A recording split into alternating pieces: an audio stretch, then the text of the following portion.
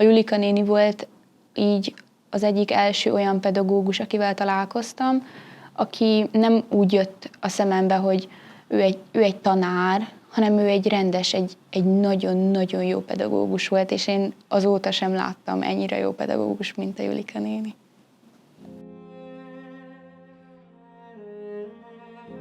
Iskolában dolgozom, tanító a képesítésem, napközisként van egy csoportom, és a kedvencem, hogy nyári táborokba toborzok gyerekeket. Nyakas Julival nagyon jó volt táborozni, volt hozzá szerencsém kétszer is.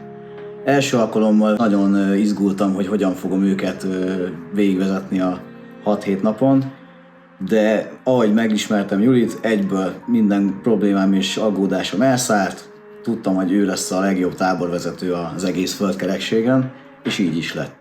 Amire emlékszem, és nagyon megragadt bennem, amikor volt konfliktus a táborban a gyerekek között, és hogy ezt mennyire jól kezelte, és sosem így szidott le senkit, hanem mindig csak így próbálta megérteni, hogy mi történik, és utána azt így nagyon-nagyon szépen kezelte.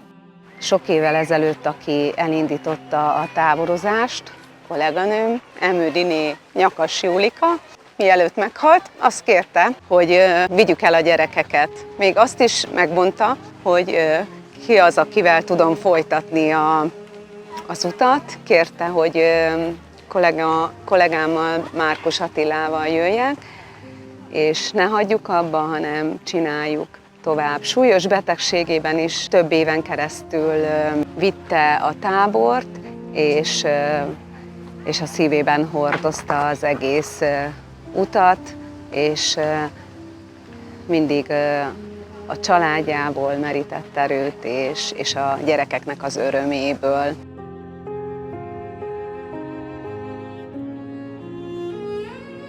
Minden egyes vele töltött pillanat, perc, óra, tábor, az nagyon jó volt, és egy ilyen baráti viszony alakult ki. Tanultam tőle azt, hogy az emberek felé türelemmel kell lenni, nagy türelemmel, mert azt vissza fogom kapni.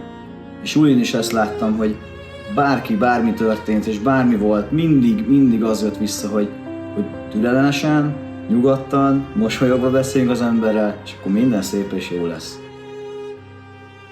Amikor először találkoztam Julika nénivel, az egy bringás vándortáborban volt.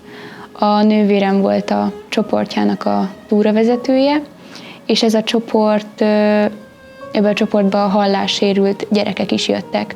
Ugye a Julika néni hallássérültekkel foglalkozó gyógypedagógus, és én még sosem voltam ilyen szituációban, sosem találkoztam még ilyen gyerekekkel, sem ilyen gyógypedagógussal, és ez nagyon meg is inspirált, úgyhogy most én is gyógypedagógusnak tanulok.